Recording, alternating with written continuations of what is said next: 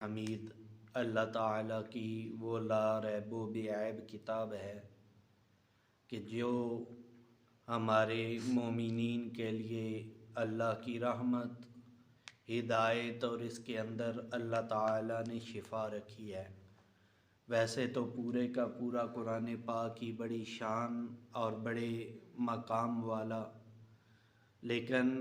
قرآن مجید کی سورہ بقرہ کے اندر ایک ایسی آیت کریمہ ہے جس کے بارے میں اللہ کے پیارے محبوب صلی اللہ تعالیٰ علیہ وآلہ وسلم نے ارشاد فرمایا کہ ہر چیز کی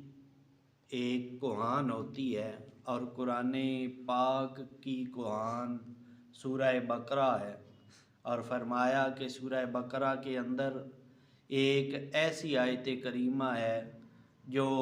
تمام آیات کی سردار ہے، اور وہ آیت کریمہ سورۃ بقرہ کے اندر آیت الکرسی ہے۔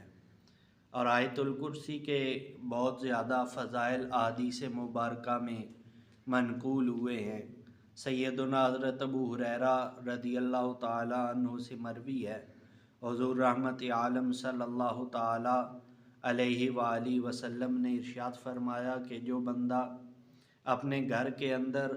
آیت الکرسی پڑھتا ہے تو آیت الکرسی کی وجہ سے اس گھر سے شیطان بھاگ جاتا ہے۔ اور ایک اور حدیث مبارکہ اللہ کے محبوب صلی اللہ تعالیٰ علیہ وآلہ وسلم نے ارشاد فرمایا من قرأ آیت الکرسی فی دبر کل صلاۃ مفروضۃ، کہ جو انسان بھی ہر فرض نماز کے فوراً بعد آیت الکرسی تلاوت کرتا ہے تو اللہ کے محبوب نے ارشاد فرمایا لم یمنعہ من دخول الجنۃ الا الموت، کہ اس کے اور اس کے ابدی ٹھکانے جنت کے درمیان موت کے علاوہ اور کوئی پردہ نہیں رہتا۔ یعنی یوں ہی وہ مرتا ہے تو اللہ تعالیٰ اس خوش قسمت انسان کو جو ہر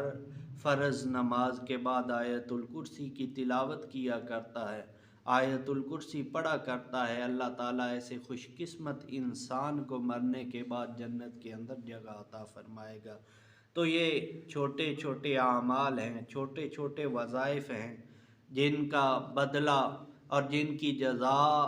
اللہ اور اس کے پیارے محبوب نے بہت زیادہ بنائی ہے۔ اگر ہم بھی اپنا وتیرہ حیات بنا لیں کہ جب بھی گھر میں داخل ہوں تو آیت الکرسی پڑھ لیں، تو اس کا فائدہ یہ ہوگا کہ گھر سے شیطان بھاگ جائے گا۔ جب بھی ہم نماز کے فرائض ادا کریں، فرض نماز ادا کریں، تو اس کے فوراً بعد اگر ہم آیت الکرسی کی تلاوت کریں گے تو مرنے کی دیر ہے، مرنے کے بعد اللہ تعالیٰ ہمیں جنت کے اندر جگہ عطا فرمائے گا۔ اللہ تعالیٰ ہمیں ایسے اچھے اور بہترین وظائف پہ عمل کرنے کی توفیق عطا فرمائے۔